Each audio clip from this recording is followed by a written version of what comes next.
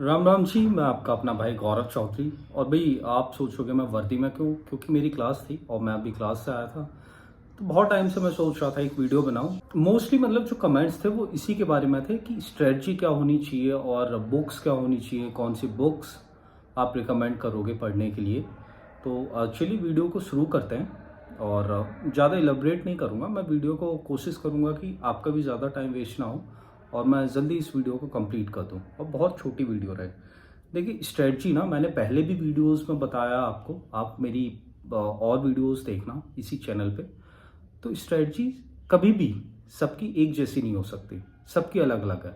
हो सकता है किसी का ये है कि एक सब्जेक्ट जब उसने उठा ली तो उस सब्जेक्ट को या उस पर्टिकुलर टॉपिक को जब तक कंप्लीट नहीं करेगा, तो जब तक वो दूसरा टॉपिक स्टार्ट नहीं करेगा। या हो सकता है किसी किसी का रहता है वो डिवाइड कर लेता है टाइमिंग को अपनी कि 2 घंटा ये पढ़ेगा, 2 घंटा ये पढ़ेगा, 2 घंटा वो, 3 घंटे वो, है ना। तो चलिए आप जब स्ट्रेटजी पे इतना इंसिस्ट कर रहे हैं मुझे, मैं बता देता हूँ, आप डिवाइड कर लीजिए।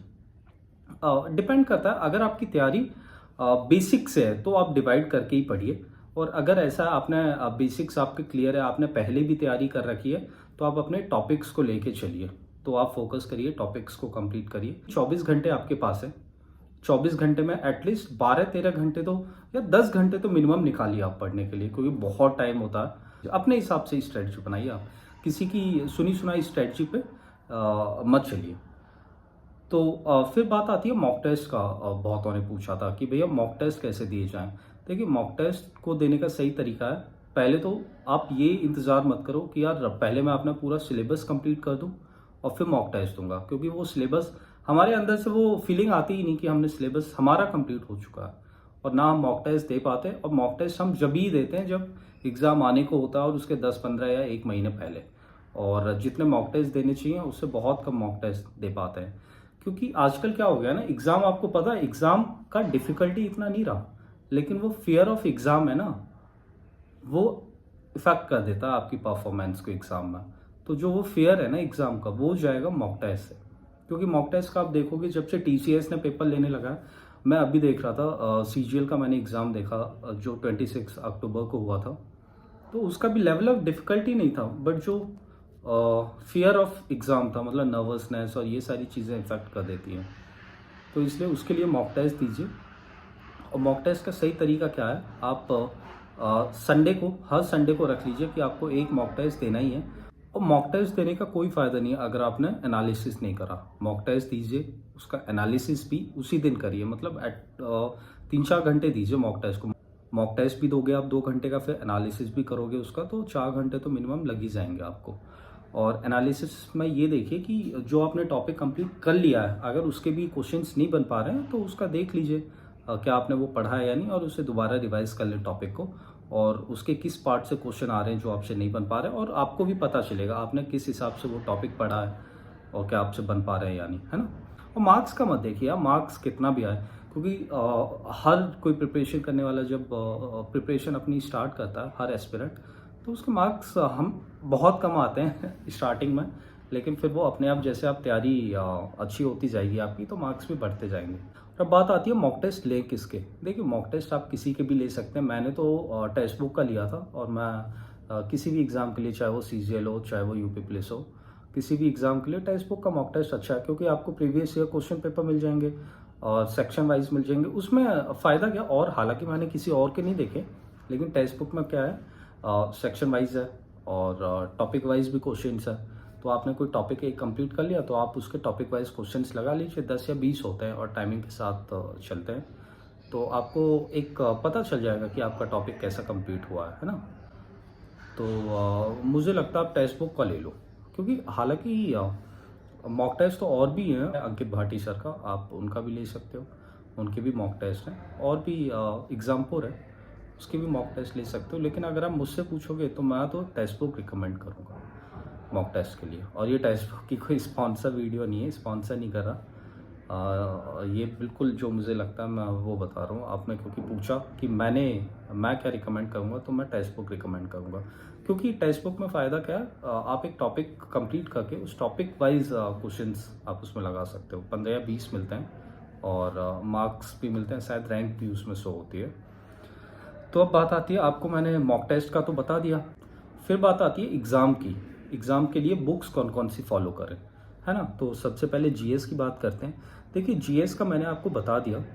जीएस में आप कहोगे बहुत क्या होता, मैंने भी अपने टाइम पे पॉलिटी में मैंने ल्यूसेंट से तो पढ़ ही लिया था, लक्ष्मीकांत से भी कुछ कुछ टॉपिक्स मैंने पढ़ लिए थे पीडीएफ डाउनलोड करके एक लक्ष्मीकांत की, तो वो बहुत ज़्यादा हो गया था, उतनी ज़रूरत नहीं है। ल्यूसेंट किसी भी वनडे एग्ज़ाम के लिए इनफ है।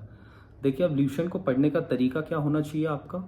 देखिए पहली बात तो कुछ ऐसे भी होंगे जिन्होंने ऑलरेडी कोचिंग कर रखी होगी, है ना, जीएस की। तो अगर आपने कोचिंग कर रखी है जीएस की तो उन नोट्स को उठाइए, पहले उन्हें पढ़िए, रिवाइज करिए, और फिर उसके बाद जैसे आपने हर इंडस वैली सिविलाइजेशन अपने नोट से पढ़ लिया, और फिर ल्यूसेंट को उठाइए और ल्यूसेंट से एक एक लाइन को पढ़िए। अगर कुछ एक्स्ट्रा चीज़ मिलती है, कुछ एक्स्ट्रा पॉइंट मिलता है या कोई फैक्ट मिलता है जो आपके नोट्स में नहीं है, तो उसे नोट्स में ही नोट डाउन कर लीजिए। ल्यूसेंट मेरे हिसाब से अगर आप मुझसे पूछोगे तो इनफ है हर वनडे एग्ज़ाम के लिए। अभी मैं ज़्यादा ब्रीफ में नहीं जाऊँगा, बस छोटी छोटी बातें बताऊंगा जो आपको करनी चाहिए। तो ल्यूसेंट इनफ है, ठीक है। तो अब बात करते हैं करंट अफेयर्स की। देखिए अगर आप मुझसे पूछोगे, मैं करंट अफेयर्स मंथली डाउनलोड करता था, और मंथली वाली को मैं पीडीएफ को एक दिन में बैठ के 2-3 घंटे में वन लाइनर होती थी तो अपने टैबलेट में हाईलाइट कर देता था, और उसे बार बार उठा लेता था, कभी कभार बीच बीच में प्रैक्टिस कर लेता था। मोस्टली आप फोकस करिए स्टेट जो करंट अफेयर्स होते हैं और नेशनल करंट अफेयर्स होते हैं, और ऑबिट्यूरीज पढ़ने की ज़रूरत नहीं है जो लास्ट में होता है, आप वो पढ़ें। जो अवार्ड्स होते हैं और स्पोर्ट्स के देख लें, और जो स्कीम्स होती हैं स्टेट में वो तो कवर हो ही जाएंगी। और बैंकिंग वाली पढ़ने की ज़रूरत नहीं है कि किस बैंक का किसके साथ एमओयू ये सब साइन हो। अपॉइंटमेंट देख लें, जो मेन या तो पीएसयूज़ है या गवर्नमेंट ऑर्गेनाइजेशन है उनके देख लें आप अपॉइंटमेंट्स। तो ये बात आती है करंट अफेयर्स की। और फिर बात आती है हिंदी की। यार देखो हिंदी की मैंने वास्तुनिष्ठ हिंदी एक वाइट कलर की बुक थी, आदित्य पब्लिकेशन की होती है शायद वो, तो वो थी मेरे पास। और विवेक सर के लेक्चर थे, आप उन्हें देख सकते हो। एग्जामपुर पे विवेक सर के लेक्चर आपको ऑलरेडी मिल जाएंगे, बैच लेने की ज़रूरत नहीं है। आप एक टॉपिक डालोगे, जैसे आप क्या करना, आदित्य पब्लिकेशन की बुक को टॉपिक वाइज उठाना, और जो पहला टॉपिक होगा उसे विवेक सर की उसमें वीडियो देखना और उस बुक से कवर कर लेना, बार बार रिवाइज करना, हो जाएगा वो आपका इनफ। तो अब बात करते हैं मैथ्स की। देखिए मैथ्स में अगर आप मुझसे पूछोगे, मैं तो अभिनव मैथ्स सर को फॉलो कर रहा था। अभिनव मैथ्स एक चैनल है, आप सर्च करोगे तो आपको यूट्यूब पे शो हो जाएगा। तो उनकी बहुत सारी क्लासेस है, आपको फ्रीली अवेलेबल है यूट्यूब पे। A to Z quant class है, और 88 डेज़ की क्लासेस है, उन्होंने डाल रखी है 88 डेज़ के हर टॉपिक वाइज, और काफ़ी अच्छे तरीके से समझाया हुआ, आप वो देख सकते हैं। और टीचर सारे अच्छे होते हैं और आपको समझ में आना चाहिए। तो जिस टीचर का आपको समझ में आ रहा हो, आप उस टीचर को फॉलो कर सकते हैं, उससे पढ़ सकते हो। मैथ्स में देखिए रिवीजन सबसे ज़रूरी है, प्रैक्टिस और रिवीजन। अगर आपने रिवाइज नहीं करा और सिर्फ टॉपिक्स कंप्लीट करने पे पढ़े तो कोई फ़ायदा नहीं है, आप भूल जाएंगे उस चीज़ को। आपने जो हफ्ते में टॉपिक पढ़ा उसे रिवाइज ज़रूर करिए। वीकेंड्स को मैं तो समझता हूँ वीकेंड्स को आप रिवीजन के लिए रखिए, सैटरडे संडे को जो भी आपने 5 दिन में पढ़ा। रीजनिंग में देखिए, रीजनिंग में भी वही है, आप यूट्यूब से वीडियोस देख ले, या जिसका भी बैच लिया हुआ है, अपने नोट से रीजनिंग पढ़िए और मॉक टेस्ट दीजिए, रीजनिंग कवर हो जाती है। तो चलिए अब बात करते हैं मोटिवेशन की। तो देखिए आपके अंदर एक जुनून होना चाहिए पढ़ने का, मतलब एक कहते हैं ना बर्निंग फायर, हमेशा आपके अंदर इग्नाइट होती रहनी चाहिए कि भाई मुझे करना है ना। और मुझे तो लगता है माँ बाप से ज़्यादा मोटिवेशन तो हो ही नहीं सकता। माँ बाप को देखिए, और देखिए उनकी उम्र हो गई है, और आपको भी कंट्रीब्यूट करना फाइनेंशियली ज़रूरी है। तो इस चीज़ को सोच के आप मोटिवेट होइए। कोई मोटिवेशन की लेक्चर्स देखने की ज़रूरत नहीं है, यूट्यूब वीडियोस देखने की ज़रूरत नहीं है।